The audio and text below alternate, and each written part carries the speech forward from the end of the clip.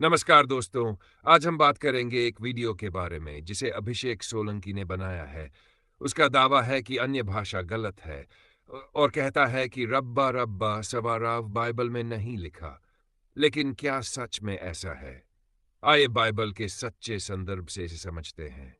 Segment 1 वब। सबसे पहले Bible को देखें। अन प्रेरितों के काम 2:6। पेंटेकोस्ट पर सभी लोग अलग अलग भाषाओं में सुनते हैं। डू 1 कुरिन्थियों मुस्बांस डू लिखा है कि कोई व्यक्ति अन्य भाषा में बोलता है, वह सीधे परमेश्वर से बात कर रहा है। तो स्पष्ट है कि अन्य भाषा गलत नहीं है, बल्कि यह पवित्र आत्मा का काम है। इसलिए यह कहना कि अन्य भाषा बाइबल में नहीं है पूरी तरह गलत। साल से मसीह में है, लेकिन अगर वह इतने सालों से मसीह में है और इतना जानी बन रहा है, इतना बोल रहा है कि अन्य भाषा गलत है, तो फिर एक सवाल उठता है। इसके बच्चे के बारे में देखें। यह बच्चा 2 साल पहले हुआ और उसके गले में ताबीज और मोती डाले हुए हैं, जो शास्त्रों और बाइबल के अनुसार शैतानी या किसी अन्य प्रकार के होते हैं। अगर इतने लंबे समय से मसीह में है, तो अपने बच्चे पर ऐसी चीज क्यों?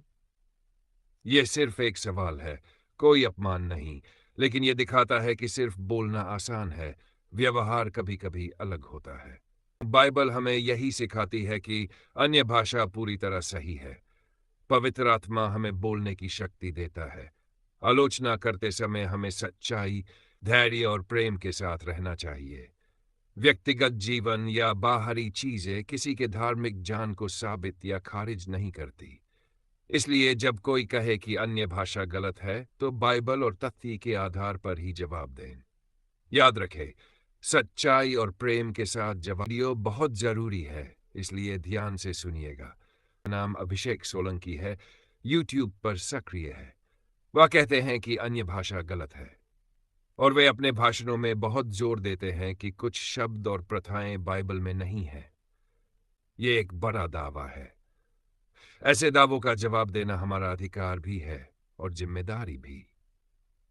पहली बात, बाइबल खुद हमें स्पष्ट संदर्भ देती है। पेंटेकोस्ट के वृतांत में हमने देखा है कि पवित्र आत्मा ने लोगों को अलग अलग भाषाओं में बोलने की शक्ति दी। 1 कुरिन्थियों 14 में भाषा के विषय पर जो शिक्षाएं हैं, वे सीधे सीधे इस विषय को संबोधित करती है। इसलिए सिर्फ कह देना कि अन्य भाषा गलत है, यह बिना जांच परख के लिया गया निष्कर्ष नहीं हो सकता। पाठ और संदर्भ देखें, नहीं तो भ्रम पनपेगा। अब मैं एक सीधे और सख्त सवाल पर आता हूं और आप ध्यान दें। अभिषेक खुद कहते हैं कि वह 12 साल से मसीह में है। 12 साल बड़े समय की बात है। इतने सालों के अनुभव और आध्यात्मिक दावे के साथ कम से कम यह उम्मीद की जा सकती है कि व्यवहार और शिक्षाएं सुसंगत होंगी। पर सार्वजनिक रूप से उपलब्ध कुछ क्लिप्स और पुराने वीडियो देखकर जो चीजें नजर आती हैं, वे सवाल खड़े करती हैं। उनके छोटे बच्चे की बात, यह संवेदनशील है, पर यह एक सार्वजनिक फ्रेम में दिखाई देता है। उस बच्चे के गले में एक ताबीज या मोती जैसा कुछ दिखता है। कुछ लोग इसे सिर्फ पारंपरिक गहना मानेंगे, पर कुछ लोग इसे टोटके या संरक्षण के प्रतीक के रूप में भी समझते हैं। यहां पर मेरे और आपके सामने ये प्रश्न आते हैं। अगर कोई व्यक्ति धार्मिक या आध्यात्मिक रूप से गहरा जान होने का दावा करता है, तो क्या उसकी निजी प्रथाएं और पारिवारिक व्यवहार भी उसी शिक्षा के अनुरूप होने चाहिए? अगर वह कहता है कि हमारी आस्था को केवल बाइबिल के आधार पर ही समझना चाहिए, तो फिर अपने परिवार पर ऐसी चीजें क्यों लगवाई जा रही है जो कई धार्मिक बुद्धिमानों ने नकारा है?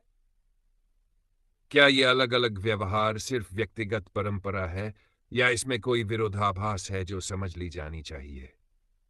मैं कहना नहीं चाहता कि किसी पर तुरंत आरोप लगाएं, पर सत्य की मांग करना हर अनुगामी का अधिकार है।